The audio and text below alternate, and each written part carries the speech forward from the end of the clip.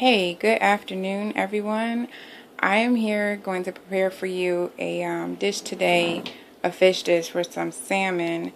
It's this dish actually doesn't have a name. A friend of mine made it, and I fell in love with it, and I asked her how to make it, and she said, well, it's actually kind of a blend of Puerto Rican flavors because that's her background, with some South African flavors from a dish that she and I both really enjoy called chebouchen.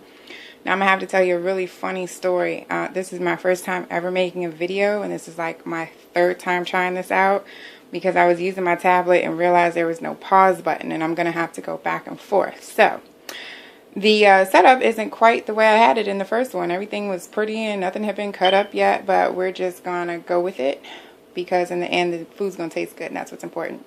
So what I have laid out for you is all the ingredients, and I'll be sure to type that up for you and post it at the bottom of this video. It's you see the tomato sauce, diced tomatoes. Seasonings are going to be black pepper, garlic, salt, and we have here sazon, jumbo, and Maggi. I'll put it up because my shadow right here. This is a seafood kind, but they have other ones as well. Then we have some veggies. We're going to use some red peppers cut into big rings, as you see I've already started doing, because again, this is like my third video. I'll do the same with the onions and the cabbage. Usually you would use some yuca or cassava, but I didn't have any of that in my grocery store down here, so we'll go ahead and use potatoes because it's starchy just like the yuca is.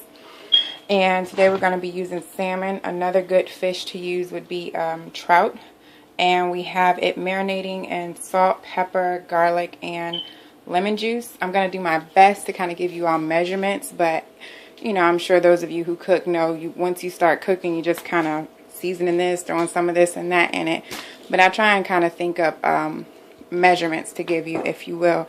You see my phone charging up in the back too? Yep, I had to, it was about to die. I thought I was going to use my tablet. Anyways, while the fish is marinating, I'm going to go ahead and finish cutting up the veggies, dicing up the potatoes, the cabbage, all of that. You're going to let that fish marinate for 30 minutes to an hour.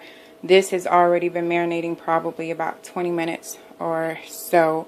I had taken it back out of the refrigerator so I could show you, but I'm going to cover it back up and put it in the refrigerator while I dice everything up.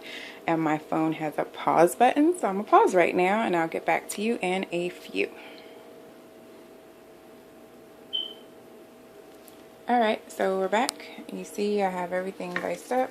I have the cabbage here, potatoes back there, onions, bell peppers. As you can see with this purple cabbage, it's really going to be quite a beautiful dish. You know, we eat with our eyes first, right? So over here I went ahead and took the salmon out the fridge, rinsed off the lemon juice, and then re-seasoned it a little bit, again with that garlic, and we use a lot of pepper, give it a little bit of spice. And then I used half of one of those jumbo bouillons to season it with. And we're going to fry it, you know, starting skin side down. And this is how it resembles that West African dish, chebouchen, that I was talking about. Because what you do with that is you fry your fish first, take it out, and then create your vegetable, your tomato-based vegetable stew, if you will, afterwards. Then you take all those veggies out and cook your rice in it. So that's how it resembles it a little bit. But I will do a video on that at another time. So we're going to go ahead and fry our fish. The lighting is not that great. Bear with me. The videos will get better. They will, they will. You know, I can't even taste this right now until about 8:30 because I'm fasting. So this will be a really good thing to eat when I can do that. Alright, so I'm going to go ahead and fry the rest of this fish up and then see you back in a few. So as you see, we have the fish all fried up here. And I went ahead and decided to use another pot. You can, you know, rinse out this one and put some fresh oil in. But I used a bigger pot for this stage because we're going to have that cabbage and potatoes in here. and I wanted it to have enough room to, you know, so your skillet or pot isn't overcrowded, so everything cooks evenly. You don't want to bite into a raw potato or piece of cabbage. So here we have some fresh oil again, and we're going to go ahead and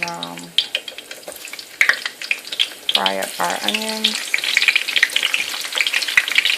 Again, remember we cut them up into some nice big rings here.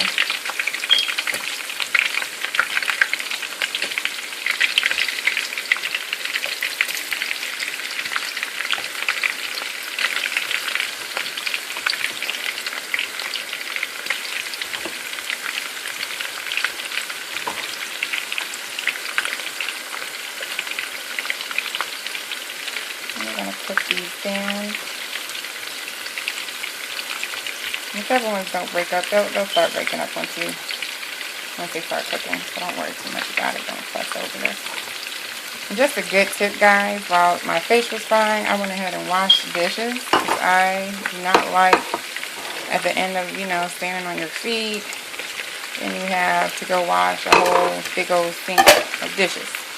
So I recommend that when you have the time while stuff is marinating or frying or what have you, that you go ahead and wash your dishes, so that when you're done, when you have this nice meal prepared, you can, if you're having guests over, you can go ahead and put something that smells good throughout your house, and you want your house smelling like fish, and your clothes are probably going to smell like the onions and fish, so you can go ahead and freshen up, put on something nice, put on some perfume, and have this really nice meal prepared for everyone. So we're going to let the onions cook down after that, and the peppers. After that, we'll be adding the tomato sauce and the diced tomatoes with our seasonings, along with the purple cabbage and the potatoes, and we'll let that all cook down for a little while. Put the lid on, and we'll see what it looks like in a few.